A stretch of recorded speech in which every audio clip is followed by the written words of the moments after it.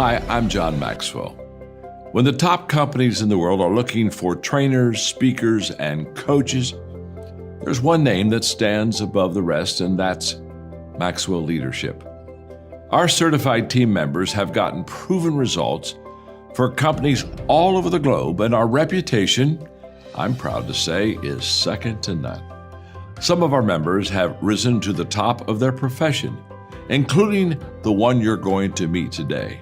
I proudly introduce you to my friend Bob Fabian Zinka.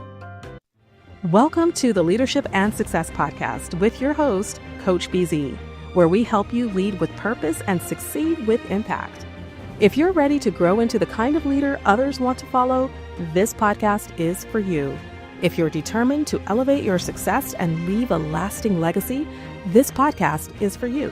As my mentor, Dr. John C. Maxwell reminds us, everything rises and falls on leadership. Our goal is simple: to inspire you, challenge you, and equip you with insights that can transform the trajectory of your leadership journey. Welcome aboard to another episode of the Leadership and Success Podcast with Coach BZ.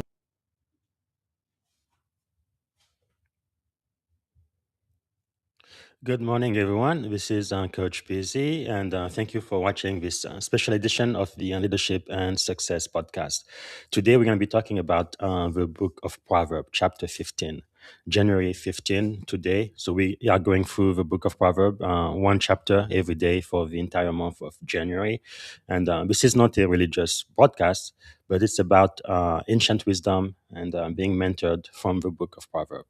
So focusing on ancient wisdom and leadership lesson from Proverb, how a book written more than 2,000 years ago can still be applicable in our lives today in 2026. All right, so first we're going to start, actually before I do a quick review, let's do our moment of gratitude. As you know, it's a custom to take just a moment every time we meet to be grateful for something every single day. So today, I think I'm really grateful to be a U.S. citizen, to live in America, the home of the brave, the land of the free. America is not a perfect country, but I think it's the best country I've ever lived in. I was born and grew up in Africa. I've lived in Europe, and I moved to America when I was about 17 years old, and there's just no country like it. And it's part of the reason why I joined the U.S. military, the U.S. Navy, back then as a seaman recruit, and today as an information warfare commander. I think America is definitely a country worth fighting for, and I am grateful for America today. So let us know what you are grateful for today. Type it in the comment. Also, let me know where you are joining us from, what city, what state, if in the US, and if from another nation, which country. And also, if you have a question for me, type it in the comment. Or if you have any insight on the Book of Proverbs, chapter 15, which we studied today, type it in the comment as well. And once I give you my 7 lessons for Proverbs chapter 15, I look forward to hearing your feedback as well. All right. Thank you for that. So let's get started with a quick review of Proverbs chapter 1 through chapter 14. Hi, this is Pastor Ron Carpenter. How can I help? All right, listen closely. Proverbs chapter 1 is all about the beginning of wisdom, and that start is the fear of the Lord. It's about getting wisdom, getting instruction, the spirit of wisdom and revelation so you can see life clearly and make choices that don't mess you up. The whole thing points to the fact that wisdom isn't just a heart posture, a way of living that sets you apart. That's the big idea right there. Chapter 2 picks up from that foundation in chapter 1 and digs into why wisdom is like your best friend, your protector. It shows how wisdom saves you from the fools and the You see, it's about hearing God's voice early, before trouble hits, so you can live long, peaceful days. The fear of the Lord keeps you safe and gives you avoid all kinds of foolishness. That's the big deal there. All right, chapter 3 is like wisdom's personal invitation. It tells us to trust the Lord with all our heart and not our own understanding. Come on, that's powerful. When you do that, He'll make your path straight, guiding you through life with success and peace. It's about leaning in, not just knowing God's favor daily. That's a dang good life lesson right there. All right, chapter 4 is like the pep talk from your wise, loving dad, telling you to grab hold of wisdom and never about guarding your heart because everything you do flows from it, and you got to stay clear of folly that leads to destruction. It's a strong companion and your priority, period. That's the heart of it. All right, chapter 5 is a warning about the dangers of temptation, especially the seductive traps that can wreck your life and your future. It's got about staying faithful and wise, not falling for foolish shortcuts or lies that seem sweet and bitter. The message is your eyes locked on what's righteous and don't let yourself get fooled. That's the big point right there. All right, Proverbs chapter 6 is packed with tough love. It warns about foolish promises, laziness, and how God hates those among brothers. But the star of the show is that little ant. Man, that ant shows us what diligence and foresight look like, working steady and preparing ahead. That's the kind of wisdom God wants us to get, practical, real, and hard-earned. All right, chapter 7 is like this desperate shout from wisdom warning you about getting caught up in temptation, especially that sneaky kind that looks good but wrecks you. Wisdom screaming for you to wake up, guard your heart, and choose the right way before it's too late. That's the big idea right there. Third is wisdom personified like a woman calling out in the streets, inviting folks to live life the right way. It's about how wisdom was with God before creation, showing wisdom is divine order and foundation for everything. The big idea, listen to wisdom's call and you'll walk in safety and honor. Chapter 9, I'm knocking on the door, y'all. It's calling us to come on in, choose life, and leave the life of fools behind. Wisdom of blessing and safety if we listen. It's an invitation, plain and simple. All right now, chapter 10 is like a packed toolbox of wisdom, short, punchy saying. Wise choices make life better and foolish ones mess it up. It covers everything from how your words can heal or hurt to hard work versus laziness and integrity. Bottom line, every choice matters, and your life reflects what you plant with your decisions. Chapter 11 is all about the contrast between righteousness and wickedness showing up in blessings and consequences. It's like a mirror. You can see how being honest and while deceit and pride lead to trouble. That's the heart of it. All right, chapter 12 gets into how your choices about speech, work, and integrity shape your life. It shows that a righteous person will bring life, but fools just shoot off their mouths and cause trouble. It's a reminder that wisdom shows up in everyday actions and habits, not just fancy theory. All right, chapter 13 is discipline bring life and blessings, while foolishness brings destruction. It reminds us that what we say and do shapes our future, so choosing the path is big time. It's like planting a garden. You reap what you sow, no doubt. All right, after chapter 14 in Proverbs, you keep seeing that pattern. Brings life and blessings, but foolishness brings trouble. The chapters that follow keep hammering home practical guidance on how your choices, your words, and your heart posture set you up or pain. It's like every chapter layers on that reality until it sticks. That's the big picture as you move past 14. All right, that's a pretty good review of Proverbs chapter 1 through 14.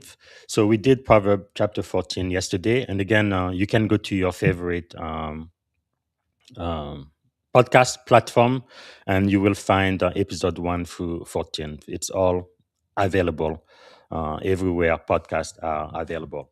And you can review those. But quick summary of what we did yesterday, chapter 14. We had 7 lessons. Lesson 1 was build before you lead. That was off of verse 1.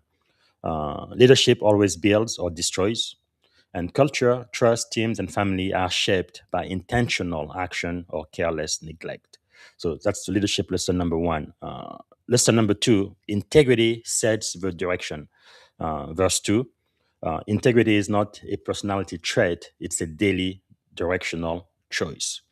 And our third lesson yesterday was words reveal wisdom. So that was based on verse 3.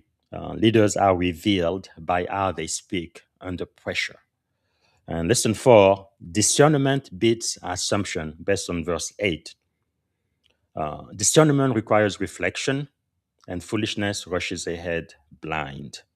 And lesson 5 yesterday, we talked about emotional intelligence is leadership strength, verse 29.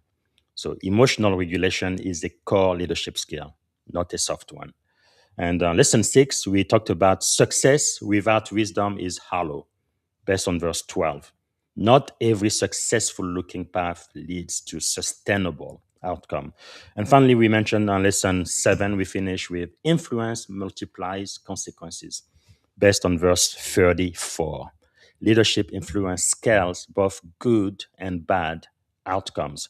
So today we're going to start with chapter 15.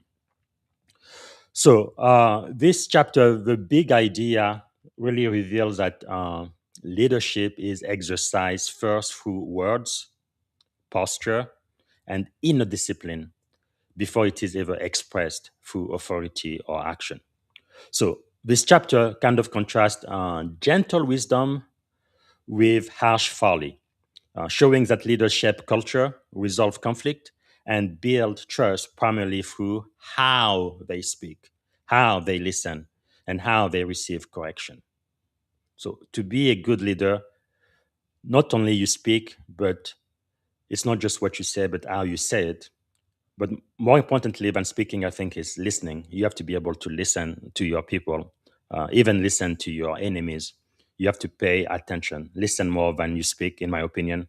And then you have to be open for correction, open for feedback, always. No matter who is the person giving you the feedback. Even people who hate you or don't like you, they may give you a lot of dirt, but in that dirt, there might just be some gold. So you have to dig for the gold. Always be open to receive correction because that's really what makes you better, right? It makes you a more effective leader. Because if what they say is absolutely not true, then you can just disregard it. But if what they say is actually true and you know that it is true, then you know that you need to change. You need to be better than you were yesterday. I believe I talked to it was Commander Erica Dobbs yesterday, season 5. I believe it was episode 15. Commander Erica Dobbs, U.S. Navy retired. She said she doesn't compete with anybody. She competes with the person in the mirror, the man, the woman in the mirror. She competes with who she was yesterday. So I think when you are a leader, that's really what you want to do. You always want to improve. There is always room for improvement. You want to be better than you are now, better than you were yesterday. That's the person you are competing against. Okay. And chapter 15 at its core teaches that sustainable leadership flows from humility, emotional intelligence, and reverence for God, not from volume, ego, or positional power. All right, so the theme here is wise leaders govern their influence through humility, restraint, and teachable heart. You have to be coachable. And again, I want to remind you to watch season 5, episode 3, the conversation I had with Terry Maxwell. She's really a conscious capitalist. She helped a lot of business grow and scale, and she does everything based on her core values. And she won't hire anybody who doesn't align with the core values of her company. And she won't be doing business with uh, organization again that don't align with her core value. She's a person of principle, and that's really the secret of her success. And I think that's so important. And people have to be open-hearted and teachable and open for feedback. So, lesson number 1: tone determine the trajectory. Your tone will determine your trajectory. So let's listen to verses 1 and 2.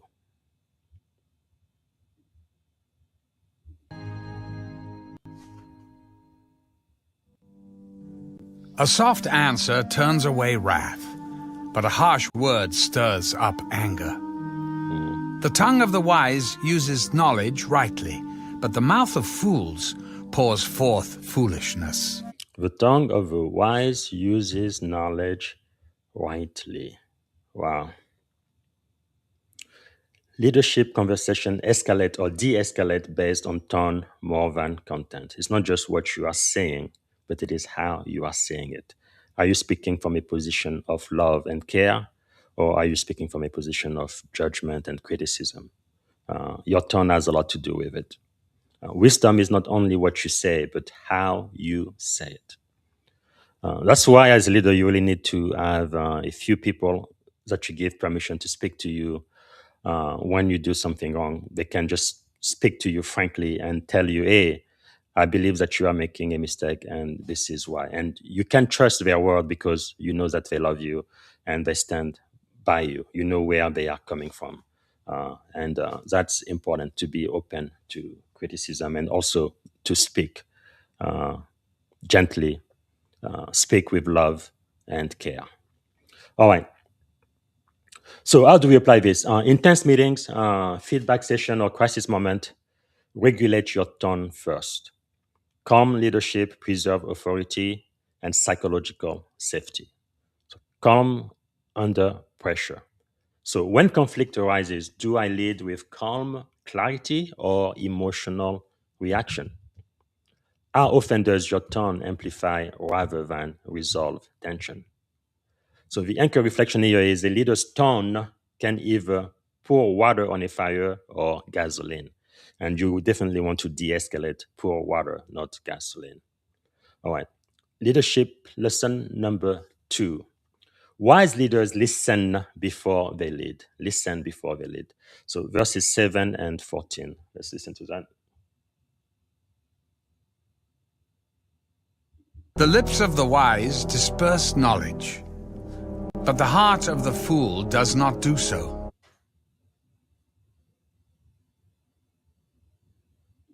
The heart of him who has understanding seeks knowledge, but the mouth of fools feeds on foolishness.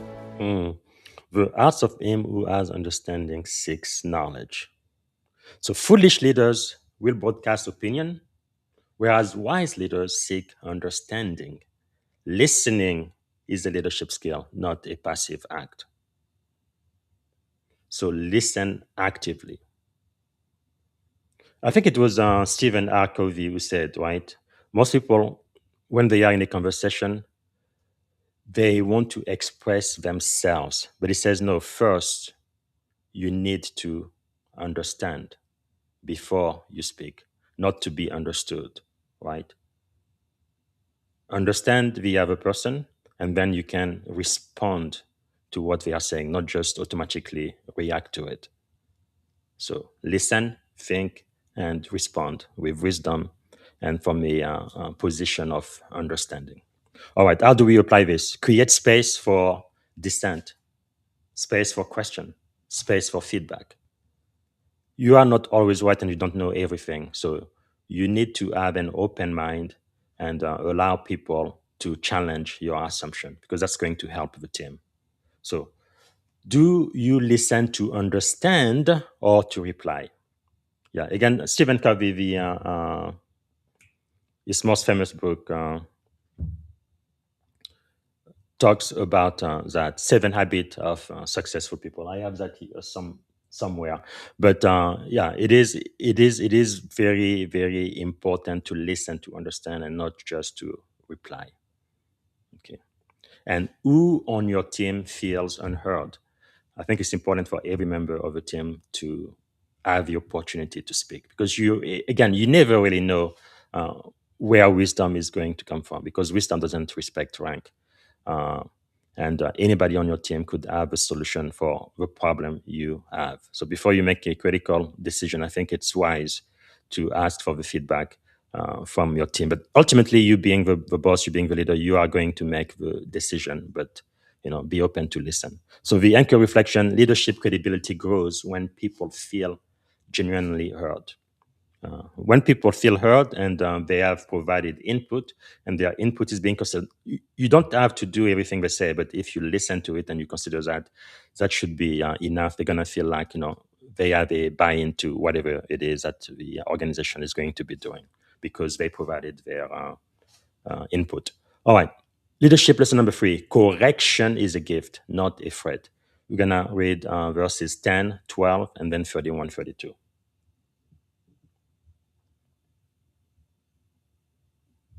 Let me back there.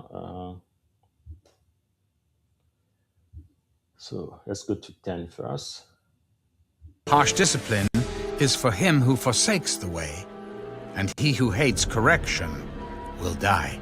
A scoffer does not love one who corrects him, nor will he go to the wise. And then let's go to 31 and 32. The ear that hears the rebukes of life will abide among the wise. He who disdains instruction despises his own soul, but he who heeds rebuke gets understanding. So if you heed rebuke, you will get understanding. Correction is a gift, not a threat. So teachability separates enduring leaders from temporary ones. Pride rejects correction, whereas wisdom welcomes it. So how do we apply this? Model humility by publicly accepting feedback and adjusting course if needed. So how do you react when you are corrected? And do you invite feedback or avoid it? Again, once you get feedback, doesn't mean that you have to do what people are telling you, but at least you have to consider it because everybody has a blind spot, right? That's why you need to have a diverse team, different background, different ways of thinking. This way, if you have a blind spot and something that could be really critical, terrible for whatever project you are embarking on, somebody can tell you, hey, have you considered this? And that's going to, again, help you be a better, more effective leader and achieve greater level of success or just avoid big trouble. So the anchor reflection here is on growth begins where defensiveness ends. As a leader, you don't want to be defensive. You want to have an open mind and receive correction when needed. An open mind, not a closed mind. You can watch the podcast I did yesterday with Lisa Fan. She's a mentorship architect, and she talked about leaders and mentors having a open mind or a closed mind. And you really want to have an open mind as a leader. That is how you lead effectively. And that is what's going to allow you to lead in the long term. Okay, lesson number 4. Culture is built through words. We're going to read verse 4 and verse 23. Culture is built through word. Verse 4. Here we go. A wholesome tongue is a tree of life, but perverseness in it breaks the spirit. Okay, and then we're going to go to verse 23.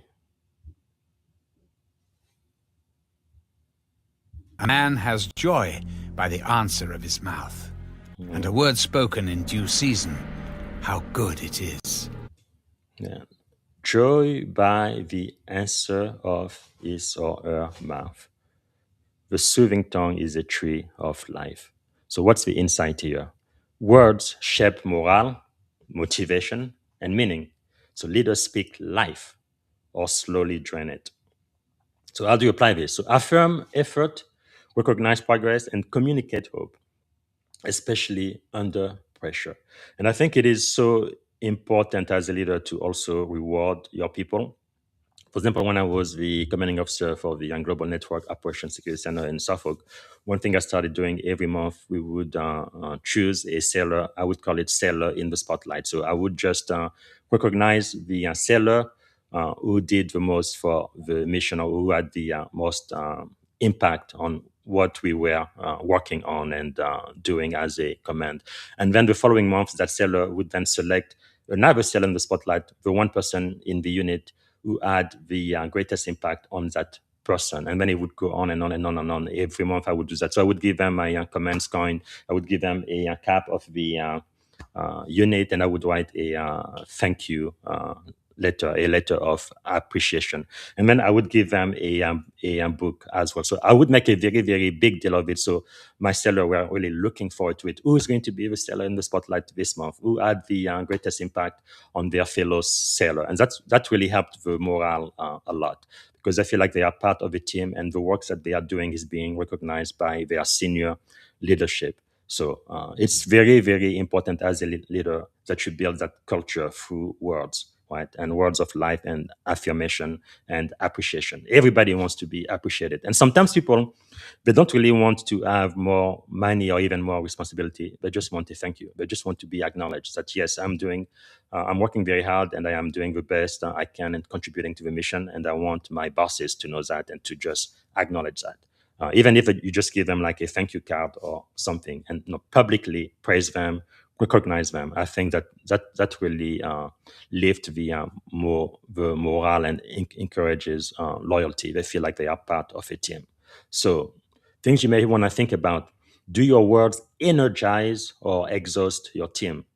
And what atmosphere follows you into a room? Which culture are you building?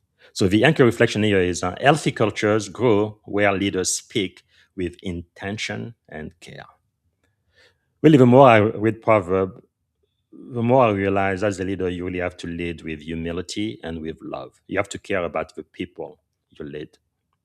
And you have to be humble enough that you know that you don't have all of the answers and that members of your team have part of the answers and you need to listen to them. Again, if you go back to the conversation I had with Commander Dobbs, Erica Dobbs, yesterday, US Navy retired.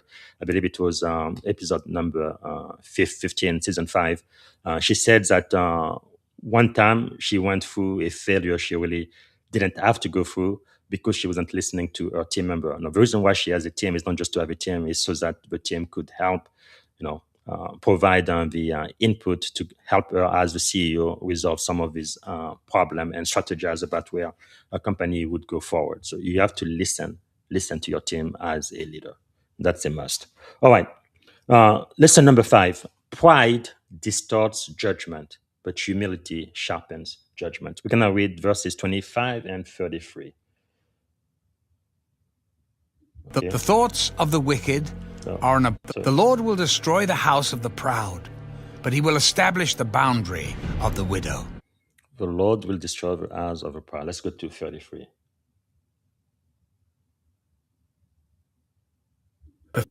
The preparations of the heart belong to the fear of the Lord is the instruction of wisdom, and before honor is humility. Before honor is humility. Humility comes before honor.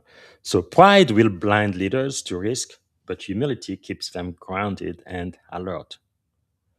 So practice servant leadership, credit others, own mistakes, and remain approachable. And again, this is definitely the way I have seen all of the flag officers throughout the military, whether it's in the Navy, Admiral, or the Army generals, all of them, from 1-star to 4-star. Everyone I've met, everyone I've served under has always been humble. And it's really amazing because when I was a enlisted seaman recruit, right, 21 years ago, the lowest rank in the military, I used to think that all of the flag officers were almost like demigod or something. I mean, wow, what a great privilege and honor, huge accomplishment, right, to be a 1-star in the most powerful military in the world. But the more I work for them and those that I got to know, they are all so very humble. So much so that I started to believing that maybe they are sent to some type of humility school or something once they are selected to advance to the flag rank. Because I've seen some senior officer like me, commander, lieutenant colonel, or captain, and colonel, some of them who are not so humble, right? They're pretty puffed up and proud. And most people I have worked for, most keepers are very good, but there are very few that are not so nice or kind. But I have never in my experience seen a braggadocious flag officer. So again, maybe it lets me know part of the reason why they got so high in rank is because of their humility. They really truly love their sailor, the troops, their soldier, and it shows. And that's the type of leaders I want to be. Again, I'm not competing with everybody, but I'm competing with myself, the person in the mirror, the person I was yesterday. All right, humility comes before honor. So, where might pride be limiting your effectiveness? And how do you demonstrate humility in authority? The anchor reflection is true honor follows leaders who remain humble under pressure. All right, leadership lesson number 6. Decision quality reflects counsel quality. We're going to go back to verse 22. Verse 22. So your decision is reflected by the counsel you receive. Without counsel, plans go awry. But in the multitude of counselors, they are established. In the multitude of counselors, plans are established. That's why I believe before you make a critical decision, you need to listen to at least 2 to 3 counselors, mentors, advisors, right? Get a different opinion and make sure, again, you are looking after your blind side. Is there some things that you fail to consider? Have you made the wrong assumption? Have people that you trust who love you, challenge you, and speak to you frankly. And decision quality reflects counsel quality. Have a personal board of director, people you can go to and who can speak into your life. They don't have to tell you what you want to hear, but tell you what you need to hear, whether you like it or not. And you have to listen. Again, you don't always have to do everything they say, but you do have to consider it and then make your decision. So wise leaders don't lead alone. Collective wisdom reduces blind spot and strengthens execution. And again, for me personally, I like to listen to 2 or 3 of my dear mentors, people I love who have permission to speak into my life, and I will listen to everything they say before I make my final decision. Because the truth is, it's your life, and you are gonna live your own life and make your own decision, but do it wisely. So listen for wisdom. Okay. So you want to reduce blind spot and strengthen your execution, so you have to get collective wisdom, get good counseling, get mentorship. All right. How do you apply this? You need to build diverse advisory circle and encourage cross-functional input. Who challenges your thinking constructively? Again, especially coming from people who love you, you need to give them permission to speak frankly to you. Where are you making decision in isolation? So once I started on my leadership journey, I know there is this saying, it's very lonely at the top, but it doesn't have to be lonely. Yes, it can be, but it doesn't have to be. I think as a leader, as you are climbing up the corporate ladder, it's a good thing for you to bring people with you, not go there alone. Bring a team with you, right? People you can trust and people who can speak to you frankly. It doesn't have to be lonely. You have to reach out to your mentors, reach out to your circle of advisor. No need for you to lead in isolation. All right. So, anchor reflection: strong leaders surround themselves with truth tellers, not echo chambers. If you are foolish, you are going to have a bunch of yes men and yes women around you, people who just want to please you and are going to back whatever you say, even when it's completely ridiculous. What you want are people who actually think and who can speak to you and say, okay, sir, I do respect you, but I think we might be making a mistake because of X, Y, and Z. I think you need to consider this. And then again, you are the boss, you are going to make the decision, but you do need to listen. So you really want that. All right, the final lesson today, lesson number 7, is reverence anchors leadership integrity. Reverence anchors leadership integrity. We're going to go back to verses 16 and 17. All right, let's go there. Reverence anchors integrity. Here we go. Better is a little with the fear of the Lord than great treasure with trouble. Better is a dinner of herbs where love is than a fatted calf with hatred. Better is herb with love than calf with hatred. Now let's read 33. The fear of the Lord is the instruction of wisdom, and before honor is humility. So reverence anchors leadership integrity. Wow. What a lesson. So values, not outcome, will define lasting leadership integrity, outlive success metrics. So how do you apply this? Align your decision with moral clarity, not short-term gain. Think about long-term perspective. Again, another lesson Brian Tracy, one of my dearest mentors, taught me. You have to think long-term. And the longer the term, the greater success you will have. The action I am taking today, what is going to be its effect on me, not just today and tomorrow, but next week, next month, next quarter, next year, 5 years from now, 10 years from now, what is going to be the effect? And then you do it every day, so it compounds. Again, another great lesson I got from Darren Hardy, the compound effect. Very, very powerful.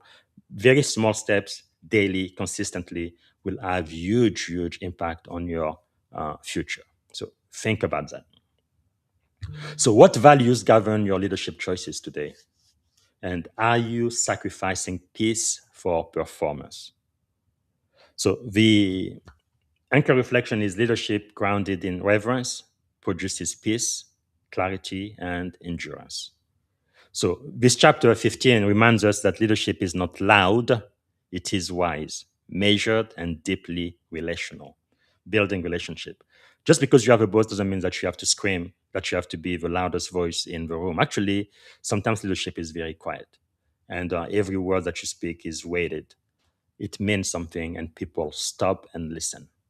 Now, Colin Powell, right over there, right? One of my mentors. He wasn't a loud man. He didn't speak frantically or anything, but he was very poised. And when he spoke, he almost kind of changed in a way, almost like the molecular composition of a room when he showed up. He has so much presence. So I guess you call it charisma or executive presence. But whatever it is, people would stop in their track and listen to the man. He deserved respect, and every word that he said was weighted, and people would listen to every word and consider it. That's the kind of leader I want to be. That's the kind of leader you should aspire to be. Not a foolish leader, not a loud leader, but someone who speaks with wisdom. So powerful. So wise, measured, and deeply relational. So leaders, they rise not by force, but by humility, not by dominance, but by discernment. When leaders govern their words, they receive correction and walk in reverence, they cultivate trust that endures long after authority fades. Another quote by one of my mentors, General Biggs, it told us, that was season 4, I believe, episode 133. It says that rank is rented, but trust is earned. Whatever position you have right now, eventually you will not be in that position. People die, people retire, people get better opportunities, they move on, people get fired. But whatever position you have today, it will not be your job for the rest of your life. Rank is rented. It's only for a season, but trust is earned. And hopefully your legacy will be long after you are gone. People will remember you because of the impact you had in their life. People don't remember the words you say, but the way you made them feel. And that's by using your word and how you use them. All right, this is it for today. Tomorrow we're going to study Proverbs chapter 16. I hope you are here with us. And we are again looking for ancient wisdom and leadership lesson from the book of Proverbs, which is very much applicable today in 2026. All right. In a couple of hours, I will be speaking. Great honor and privilege to speak with General Larry Sponsor. What a great privilege that is going to be. Please join us live and prepare your question for the General. He's a people first servant leader, trailblazer, principal steward, best-selling author of Dark Horse. We're going to be talking about Dark Horse from airman to 4-star general. And right after that, back to back, I will be speaking with Jamie Chambon. She's a Harvard-educated career catalyst. We're going to be talking about career agility in an uncertain world. I think this is a timely topic for today. And tomorrow, I will have a great pleasure of speaking with Colonel Josh Hartzell. He is a medical doctor, U.S. Army retired, so a combat physician, educator, speaker, best-selling author of A Prescription for Caring in Healthcare Leadership. We're going to be talking about prescription for caring, so leadership in action. And I have another one I just confirmed for Sunday. I will let you know later today. But this is what we have planned for you this week. And thank you so much for watching this special edition of the Leadership and Success Podcast. Bye for now, and see you in a couple of hours.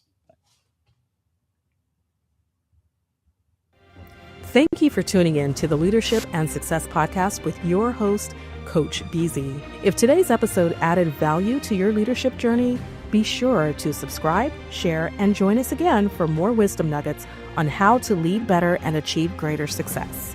Remember, leadership is the most critical skill of our time. The world will always need leaders to inspire others, drive innovation, and execute meaningful strategy. So why not count yourself among the bold leaders shaping the 21st century? Until next time, stay inspired, stay committed, and keep leading with excellence.